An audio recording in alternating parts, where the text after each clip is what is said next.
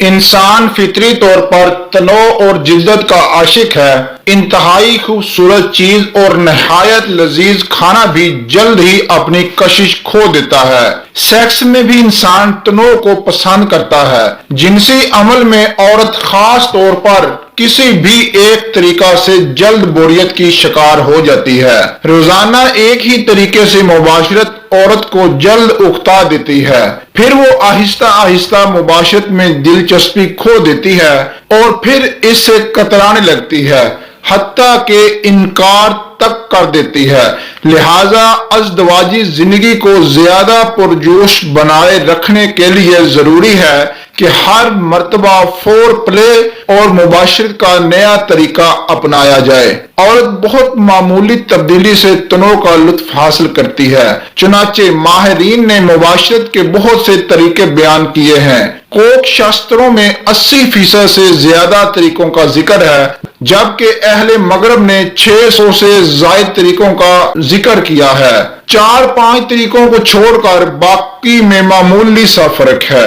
بعض مسلم اہل قلم نے مباشرت کے مشنری طریقہ یعنی مرد اوپر اور عورت نیچے کو فطری اور اسلامی طریقہ قرار دیا ہے۔ وہ اس طریقہ کو قرآن مجید کی اس آیت جس کا مفہوم ترجمہ یہ ہے کہ جب مرد نے عورت کو ڈھانپ لیا تو اس کو ہلکا سا حمل رہ گیا، سورہ اعراف 199 سے اخذ کرتے ہیں، حالانکہ کوئی بھی طریقہ نہ فطری ہے نہ اسلامی۔ اس سلسلے میں قرآن مجید میں واضح اشارہ ہے، تمہاری بیویاں تمہارے کھیت ہیں، سو اپنے کھیت میں جس طرف سے چاہو آؤ، جس جگہ اللہ نے تم کو اجازت دی ہے، سورہ بقرہ کی آیت نمبر 28 کا یہ ترجمہ ہے۔ اسی طرح حضرت عبداللہ بن عباس رضی اللہ تعالی عنہ سے روایت ہے کہ ایک دن حضرت عمر بن خطاب حضور صلی اللہ علیہ وآلہ وسلم کی خدمت میں حاضر ہوئے اور عرض کی، اے اللہ کے رسول،